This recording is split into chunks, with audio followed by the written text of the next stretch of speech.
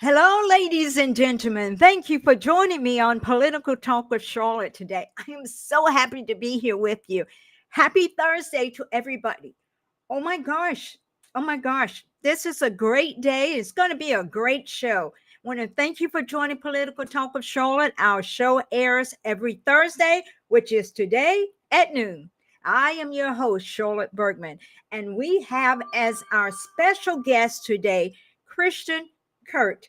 That's Christian with a C, Christian Kurt. And she is one of our own, and she's going to bring a different perspective about what's going on around the community. And I'm excited. I'm just honored to have her as my guest. So sit back, go get your popcorn, get your Kool-Aid, and join us. We will be right back to get this show started.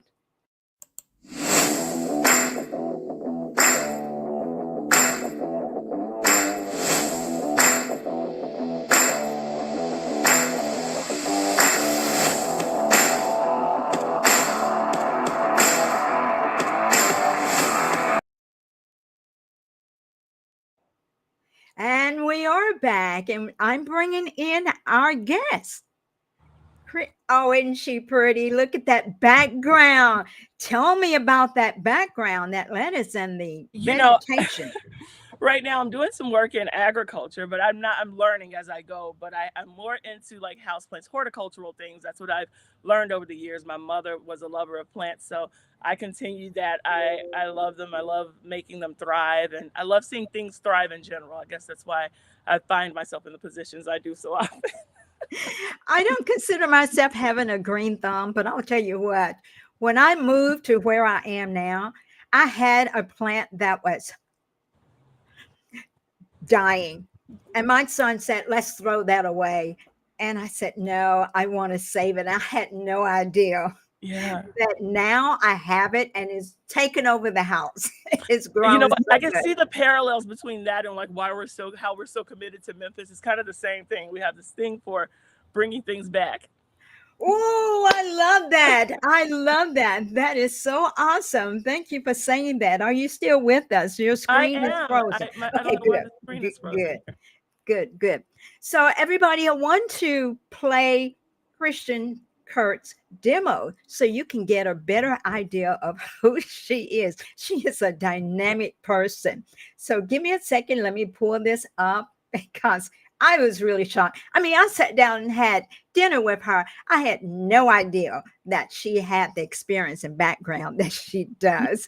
So, anyway, Thank you. okay, let's bring this up and let's find out a little bit more about Christian. The National Guard's 298th Combat Sustainment Support Battalion is expected to be home in January. But the events to honor the slain civil rights leader begin today. CBS's Joel Brown has the latest from Washington. An Alabama truck driver remains hospitalized this morning after his 18-wheeler overturned in Columbus. Crews renovating the old portions of OCH Regional Medical Center had an unexpected run-in with bats. Construction workers apparently disturbed the area where the bats have chosen to hibernate for the winter. New nightclubs may have to wait a little longer to open in Okolona. Aldermen have extended a moratorium on any new adult clubs in the Chickasaw County town for 90 more days. The investigation into a Christmas Day shooting leads to the arrest of a 16-year-old. Officials in Marshall County would not say what the teen has been charged with, but said the suspect is being held in a juvenile detention facility. This time, it doesn't have to do with the budget or the debt, but with the date President Obama gives his speech on the economy. The search for survivors and victims of a tragic shipwreck off the coast of Italy has been suspended due to fears that the 500,000 gallons of fuel on Okay, guys, you can see she has a lot of experience. Thank you for joining us, Christian. And that's spelled with a C. Now, when we met, because I'm going to go there, I asked you about your name because I love it. I have a grandson whose name is Christian, but he spells it with a K. Tell me about your experience with having the name Christian. My mother was she was just a beautiful human being. She loved God, loved country music, and um, Country music, huh? she was a country music singer. Her name was Virginia Kirby. And when she left the industry to follow God, follow Christ, she decided that she would dedicate one of her children to Christ. And I think she did that through my name. All of my other siblings are named Sydney. My sister was the firstborn, so they named her Sydney first. So that was after my dad. So my brother is the fourth, and my I was the only one named Christian. And so I feel like there's been some pressure applied with that, and you know, so I try my best to live up to it. You know. Thank you. Thank you so much. I felt comfortable in your presence after learning your name and the history behind it. And I feel like we're going to do a lot to bring Memphis back. And I'm excited about it. Do you have any ideals that you would like to share? Oh, there's so much. I just think there's so much talent here, to the point that Memphis is like the Walmart of talent. Of course, a lot of my interest is in the arts because both of my parents were musicians. My dad was with Stax. He was a band leader for Isaac Hayes and played with me. Ooh, My mother was in country music. They actually met at a Grammys meeting. So a lot of how we came up, a lot of the provisions that were made for us or lack thereof was due to what was made from music and the arts. So that's a really special place for me. But I think that people come to Memphis because they know they're going to hear like knockout, incredible talent, whether it is in jazz or blues and that kind of thing.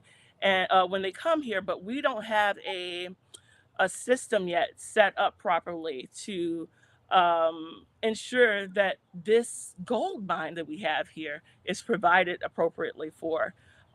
So you have people who are world class talents often playing for pennies, and I think that that's something that we need to take a look at as a city. And I also think that it's something that's a result of us continuing to pursue this interest of maintaining Memphis as a low wage city. I'd like to see that change.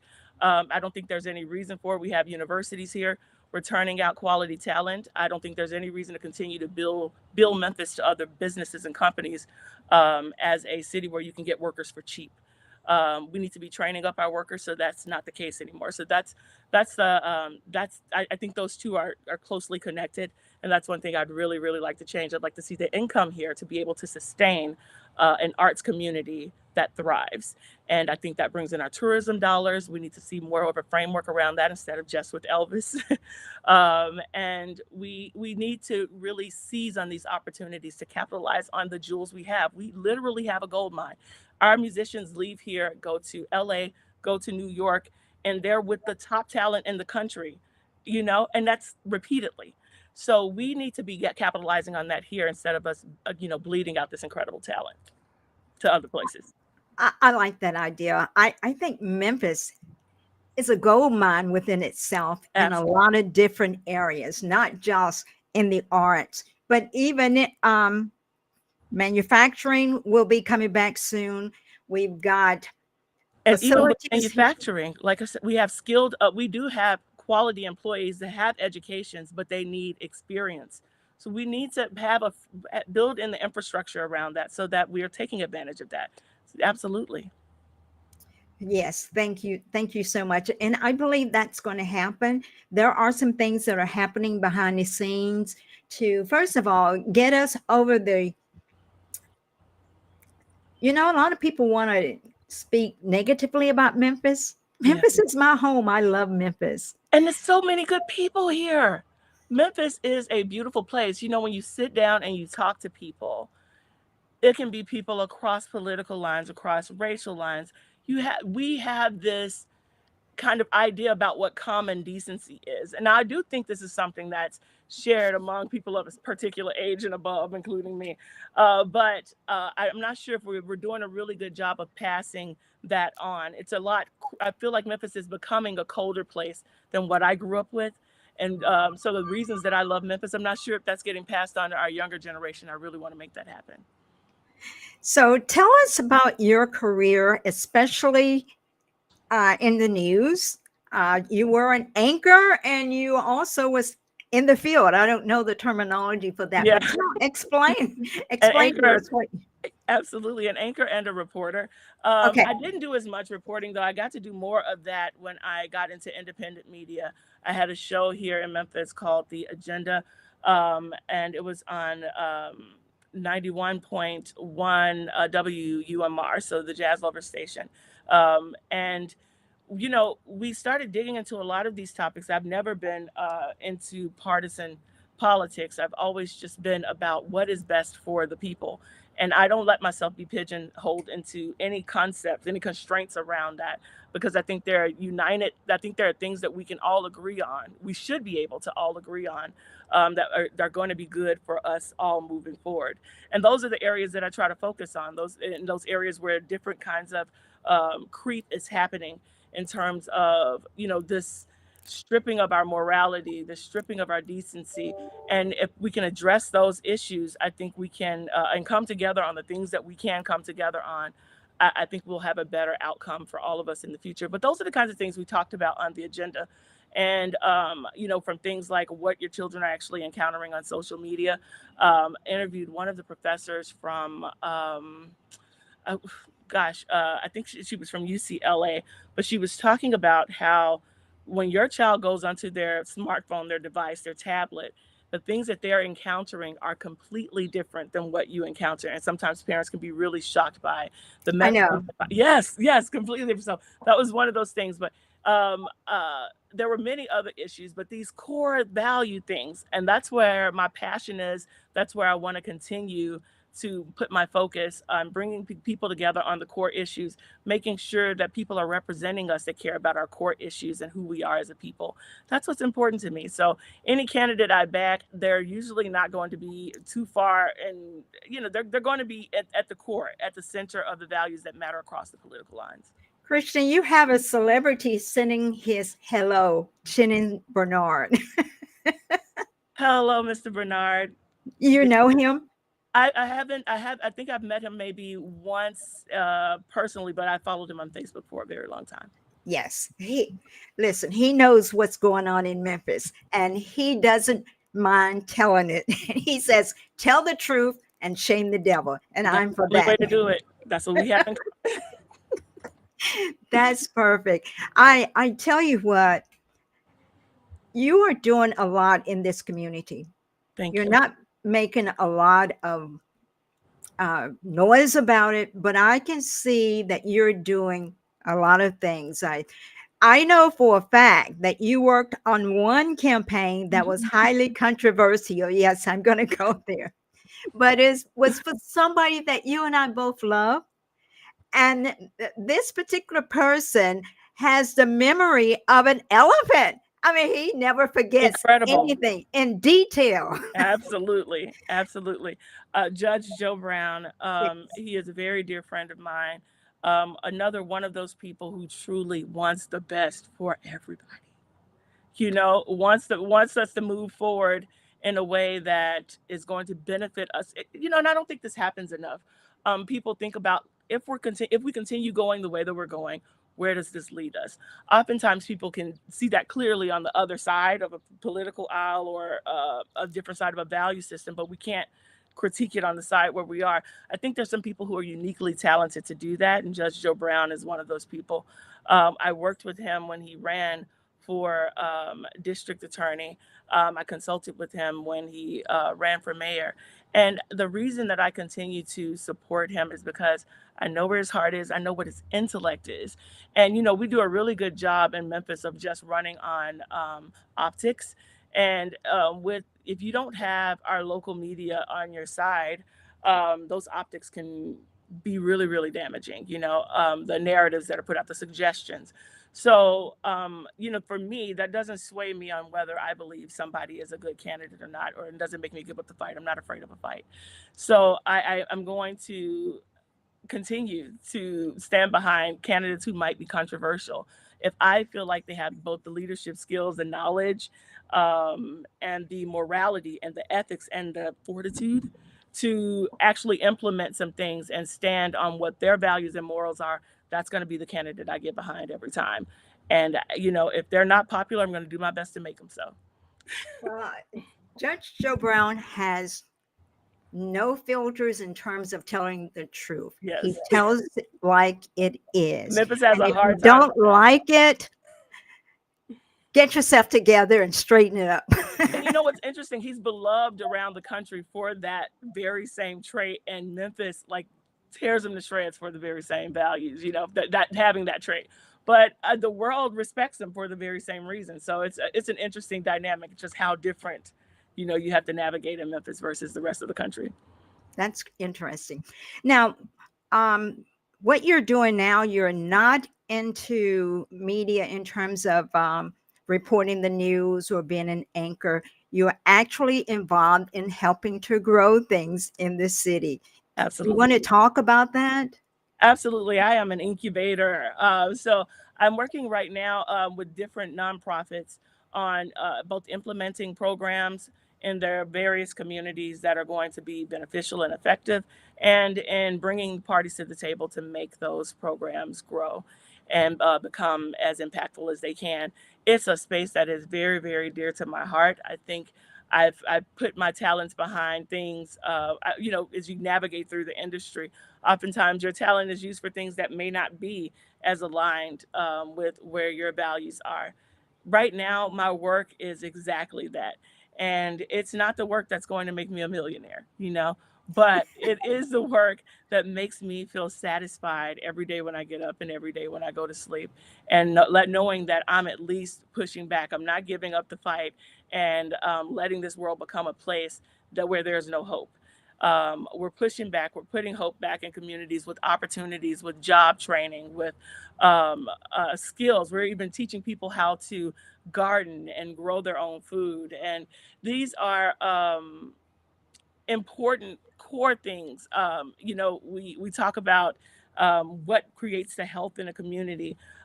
Being able to have access to really good jobs, being able to have food security, all of these things matter to everybody. That's not a partisan issue. So being able to work in those areas, and listen, we have youth here that are really focused on their future. They want to learn trades.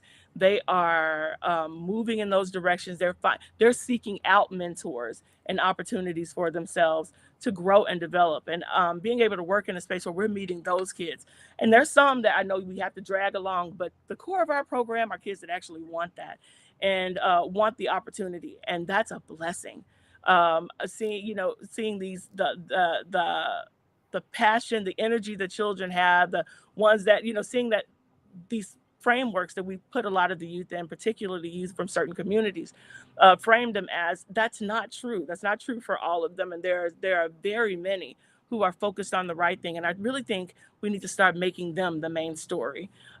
Focusing on the ones doing wrong is not benefiting any of us. Well, that's one of the reasons why I have a show, and I want to say it is a successful show in Absolutely. terms of my friends and the loyalty and the message that we try to get across.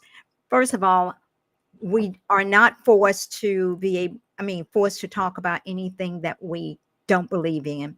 Secondly, I believe that it is imperative that not only do people listen to the news, but they have an alternative means of getting their information so that they can themselves balance for themselves what is Absolutely. truth. What is truth?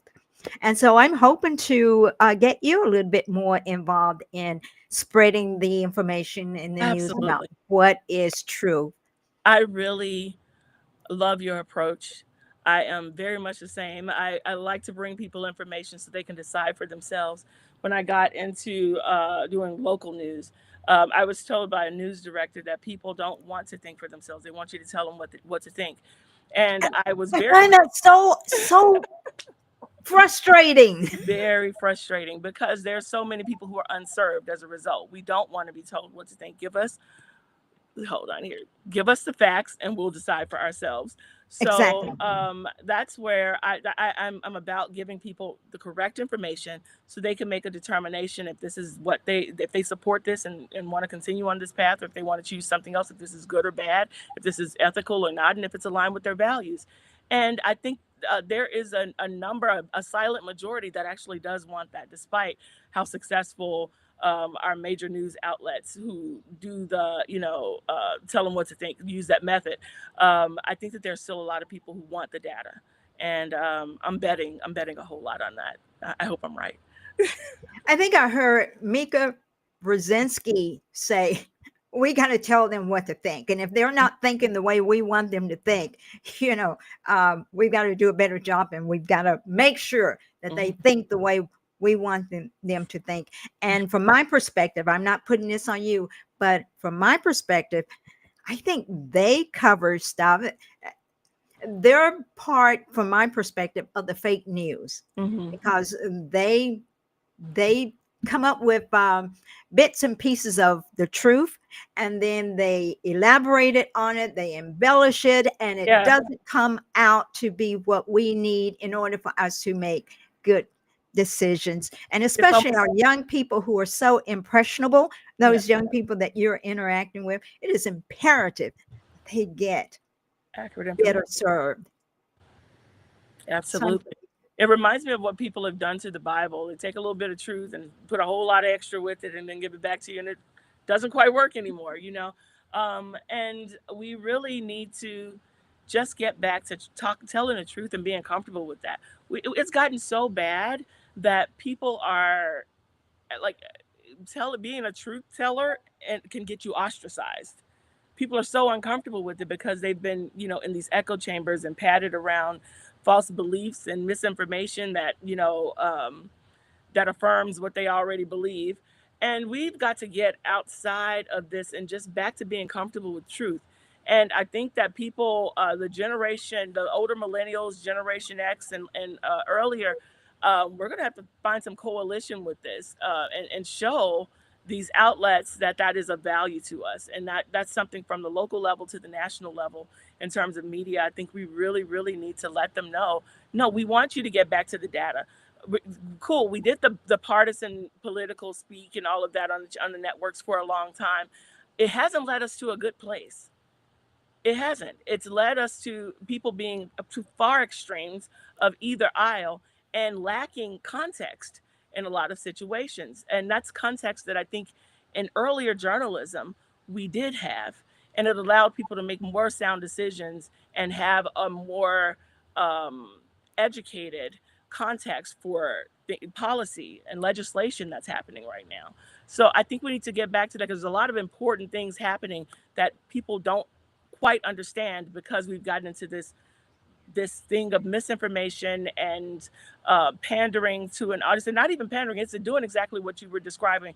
What we were talking about. It's telling people what to think, but it's moving them to these polarized sides. And we, the people of the United States, are more in the middle than um, what we're being made to believe.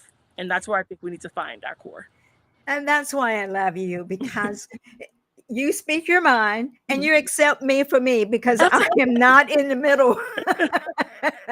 I am not in the middle. Well, I have a truth that I believe and I stand on.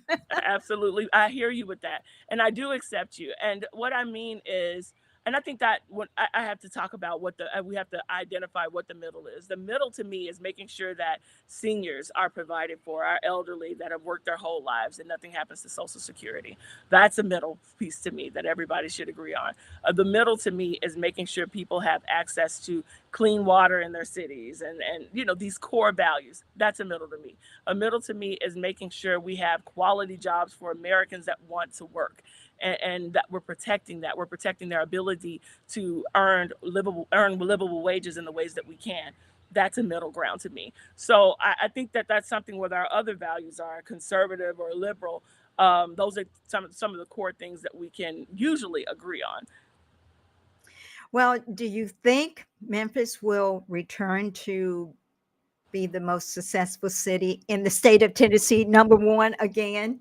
Do I think it will happen? I'm hopeful that it will happen. Um, I'm not seeing anything yet to make me think that that's the case just yet, but we have the ingredients. Um, what I would like to see is as a conservative intellectual rise to the surface, who is aware of what it takes to grow a city and to raise the entire city from the lowest to the highest. I want to see that person, somebody with the moral and ethical fortitude that's needed to do it, and with conservative views. I think we have that somewhere in Memphis, and I'm hoping to see that person emerge. And I'd even like to see somebody like that emerge on the Democrat side as well. I want people to have true options for who they're choosing for leadership, and it not just be about what party they've been with, who is the best candidate. And I want us to get back to that. Like I said, I want us to come out of the corners and just come together as a people. And I'm coming from that as a journalist, not as a politico. I know you're much more on the political end than I am, but I want us to get back to being human and just loving on each other as a people, and back to the Memphis where it used to be. You remember when we were younger, if somebody was grilling or barbecuing, you were invited. You know, you just pull up. I want to see Memphis be that place again where you could count on somebody stopping to help you. And all of that has not faded. I mean, there's still like if you're stranded on the side of the road and you're a woman, somebody's stopping to help, or even if you're not a woman, like, or where it's safe to do that, where we can look out for each other as human beings again. I want to get back to that place, a Memphis where it was safe to be at the park or to go and gas up your car at night, and Oh, yes. you know Memphis, where it was beautiful and people knew our city for being beautiful, and there wasn't trash everywhere and the streets were nice, like Memphis. That sounds really good. And I think we will get back to that. I think we will. I think that as I interact with people and meet people on a daily basis, there are more people out there like you who want that. And if you want it bad enough, it's going to happen. Hmm. Let me tell my audience how I met you. I I'm a member of the Whitehaven Republican Club. Actually, I'm the secretary for the Whitehaven Republican Club. And Judge Joe Brown was our keynote speaker that night. And he introduced Christian, and she came up and she spoke to me. And I tell you what, I've been impressed with her ever since. And I believe she's going to do even more to help Judge Joe Brown in this community, Absolutely. because I think he is the key to a lot of truth in this community. He has so much knowledge, and people in these ego battles and personality battles are blocking a lot of that knowledge from being utilized. He understands how a lot came to be, and like you said, he remembers down to the date, the time, all of the details. So when we let somebody with that level of knowledge, if you when you're I have a city like Memphis that so desperately needs it, and you push him to the sidelines, I can't understand the logic in that at all. And I know he is somebody who tells it how he feels it is. It may not be easy to digest the way that he gives it, but at the core, what is the knowledge being given, and is it useful? Is it beneficial? And that's where we need to be. How we need to evaluate not just Judge Joe Brown as a resource and as a leader, but all of our candidates and all of our leaders and people that we're allowing to shift and move and shape the direction of Memphis. That is extremely important. And I'm looking forward to this next election in 2026. And Are we? It's gonna be a big one. it's got to be better than what we have now. I'm so sick of the crime. I'm sick. I'm so sick of not holding people accountable. And Yeah, as Judge often say, there's a lot of corruption going on, and it needs a to be whole lot. exposed. I'm hoping Um, that the FBI being here is going to maybe check into that as well, since that's been an issue for many years, and it's been something that different elected officials have tried to bring to the public's attention, and they've gotten FBI attention about some of it before. But hopefully, they really dig into the finances and the books here in Memphis and Shelby County, and really take a look at what's been happening. Yeah, it might be time to clean house. it is definitely way behind time to clean house. And I think I remember reading one of our state senators stated that more and more police are coming to Memphis. that's a beginning. Mhm. And it's not so much that we want to live in a police state, we want to be free. Mhm. And what happens is, and one of the former district attorneys used to say, we have out of a population of almost 1 million people in Shelby County, we have about 500 that are repeat offenders, and they terrorize the city. And they have no qualms about shooting anybody anywhere if they so desire. We have got to allow the police to do what they do best. We have got to allow the police to do their jobs. And if they infringe upon someone's right, I don't want that, but we have courts that should address that. We have people who do not respect the law. So, you know where I'm coming from. I am coming from this side of law enforcement Mhm. because we have gone so far right, I mean, to the left, disrespecting our police officers. And this is where we are now. And what will ultimately happen, approximately those 500 repeat offenders will terrorize this community, that people who can add good, positive livelihood and lifestyles and way of living to this community, they're moving out. Mhm. We in Shelby County have lost, our population decline has been really severe, and it's because of the criminal element. And those young people that you referred to, it's not fair that they are labeled under one umbrella only because we have not addressed the few, the minority. That's less than 1% of the population. Yet, what they are doing, what they're espousing, the crime that they're committing, it is terror, and people are afraid. And not only are they afraid, some of them are victims of Mhm. the crime that has been committed. And Memphis could be number one again once we address the crime, I because absolutely. businesses will come back, schools will get more young people that will come here and get educated. And I'm preaching to the choir. I think I told you before, my daddy was a Baptist minister, so I need to shut up and let my guests talk. No, no, you're I'm loving what you're saying. Continue. Okay, well, you want to expound more? Well, what I'd like to see, and more officers is fine, but I'd really like to see that there is some actual plan to get to find the actual the sources of this crime, of the terrorism, really the local terrorism.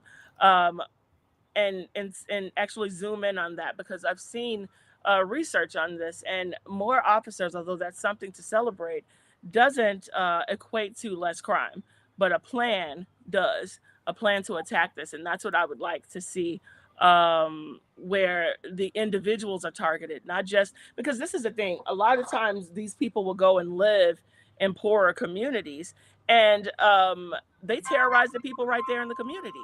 And what I don't want to have is that those people are further terrorized by officers, and so I'm concerned about, again, I want to see more.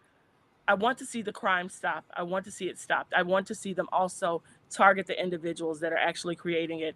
And I want to eliminate as much as possible, have a really direct plan for how they're going to do this. So, as much as possible, people who happen to live in proximity with these people are not harmed in the process. That's my concern. I don't care about a criminal being harmed, but the people who have to live in proximity to them, I am concerned about that. Gotcha.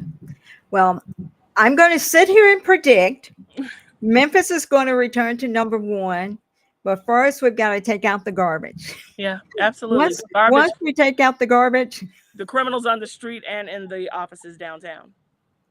the officers downtown. And in the offices downtown, our elected officials that are behaving criminally. All of the traffic taken out. I'm glad to know that you're not afraid to mince your words. I want to and I'll let you go. I want to bring out this point because I think it's imperative what you said in terms of what you guys are doing to help the young people in the community to teach them how to grow foods. Because in the areas where I have seen the farm that you're alluding to, it is becoming an area where grocery stores are moving out of. And Absolutely. so people, um, either they open up a grocery store themselves or they learn how to grow food Mhm. themselves, like our forefathers did. My great grandfather was a sharecropper. His mother was a slave. So he learned how to grow foods and Mhm. do things like that. And he survived. And he became an entrepreneur as a Absolutely. result of that experience. Um, I think we can get more young people interested in growing their own crops, growing their own foods, Yes. selling it to people in the community. And that in turn will help people like um, the Kennedy, Robert F. Kennedy Mhm. Jr., help him to be able to further implement his plans of allowing people to eat healthily and Absolutely. to not eat foods that will destroy the body because it's convenient. So tell us a little bit more about the growth of the food What and the we're young people's involvement, and approximately how many are there that are doing that?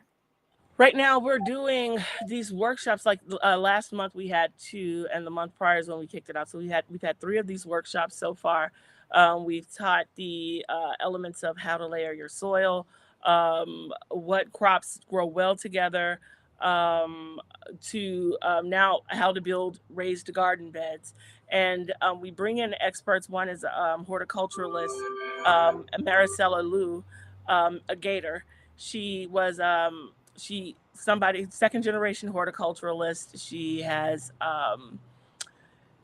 worked for the Memphis Botanic Gardens, designing those beautiful scapes that you see there, including at the front office. But she comes in and she teaches along with her husband, Brandon Gator.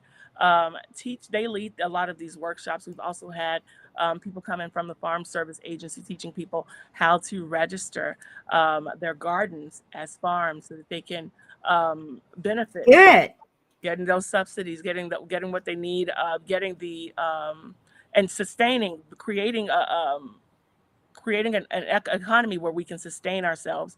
It doesn't matter when you have food being grown all around you. The grocery store and where they set those prices, it rocks your boat a little less, you know. So that's what we want to make sure people have is security. And these are people from all walks of life, both sides of the political aisle. And again, it's one of those things that everybody can agree on. They want to be able to have food and have some stability. Hopefully down the line we'll bring in some people to show you how to can what you grow or how to Whoa! grow. I Um, remember my grandparents canning. these people are coming back to these common sense ideas. You know, this rockiness that we've had in the economy, I think has had the benefit of people returning to basics.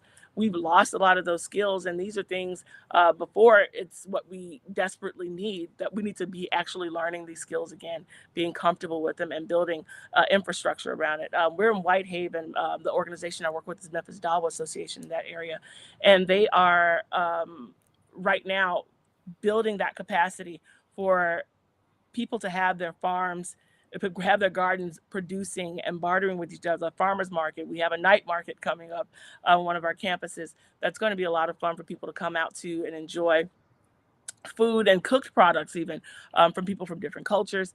It will be a good time. So we're doing these things and trying to build programming around things that matter to the community. Food security definitely is one of those. You know, the Whitehaven area into South Memphis areas, they a lot of them have become almost food. Some of them are some parts, some zip codes are food deserts, and there's some that are almost there. And what that means is wherever the price is set at the store really has a huge impact on a household. We want to lessen that impact, and we want to empower people. We want people to depend on themselves Thank more you. than looking outward. And this is the core of that. Where your food comes from is one of the most important things that you're going to have to consider. And having some control over what's put in your food and what you eat is highly important. And I think a lot of the illness that we see around us will be eliminated when we just get back to basics like that, growing the food.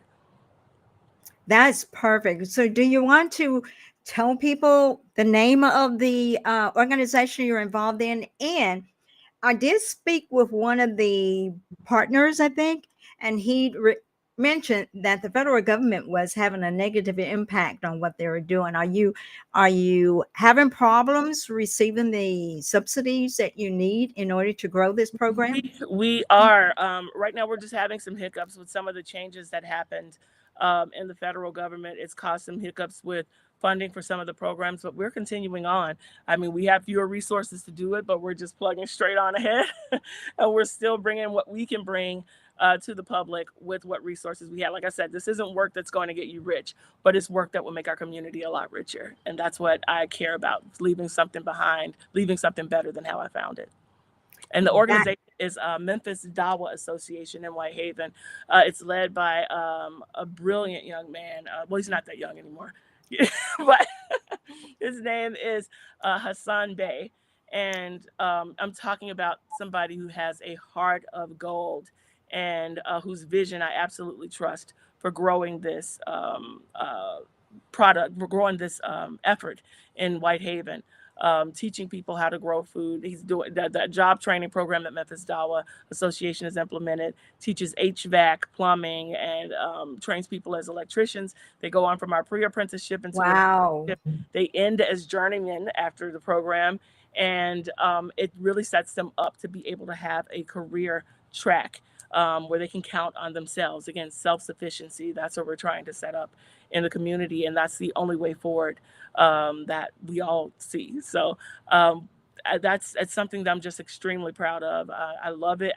I love Whitehaven. It's where I grew up, and I just feel like it's one of those communities that just fights back against all odds. You know, you'll have a news cycle for 3 years that just bashes Whitehaven, and they'll just be fighting back. And you go there, they have all these great things happening, and it's just, I don't know, it's just a place that has my heart. So I really, really, really love that community, and I love doing work there with Memphis Dollar Association. It's all right you mentioned Whitehaven, and then I'm going to let you go. Um, I was supporting a candidate who was running for a position, and we went and knocked on doors in Whitehaven. And there are some areas in Whitehaven that look like Germantown. Absolutely. There are people who have really, it has a lot of homeowners. And another beautiful thing that's happening there is people are graduating from college, getting careers, and moving back to Whitehaven. So it has some sauce. So it's some great things happening there. And these people are folks who have grown up in traditional households, so they know what's needed to care for a home and to keep a community nice. And so it's a lot of great things happening there. Like what we're doing is one portion of it, but there are a lot of people doing a lot of great things. So I'm really proud of Whitehaven. Councilwoman Pearl Walker is helping us get some things done as well. And, the outreach, it's funny when we talk to people about the work that we're doing and they come and see, they're like, how can I help? And it's a really beautiful thing. Even people coming in volunteering, that just got wind, or they come to a workshop and they want to do more. It's another place where we're building community, and it just feels so good. It feels nostalgic to me, and it's a beautiful thing. I love the organization Memphis Dawa Association in Whitehaven. I'm looking forward to an invitation to come down there and to Absolutely. share some of the positive things that are happening, and to meet some of those great people who are actually learning, getting back to basics. Getting back to basics. That's all we're talking about. We have to, as a people, get back to the core. And tell us again the name of the organization you're involved with. Memphis Dawa Association. Spell It's it. Memphis DAWAH Association, Okay. and it's an organization that works across faith. I'm sorry, it was a wasp. That works across the lines. It works with Christian organizations. This is a Muslim organization, but it works with Christian organizations to get these things done in the community. It works with people in the community, period. Some of our trainers, all of our trainers for our workshops are people who are volunteering because this is important work. So everybody is here because it matters to them. And there are just certain organizations that know how to get in there and get it done. And this is one of them, a little organization that could. Thank you so much for joining us today. This interview has been truly delightful, and I did come into it not knowing, okay, what am I going to ask? And it has lasted a good amount of time. So thank you so much, and I appreciate you, Christian, and I look forward to seeing you again. God bless you, and I'm praying for what you guys are doing in Whitehaven. Absolutely. Love you, Ms. Bergman. Thank you so much for the opportunity. Mwah. God bless you. Bye-bye.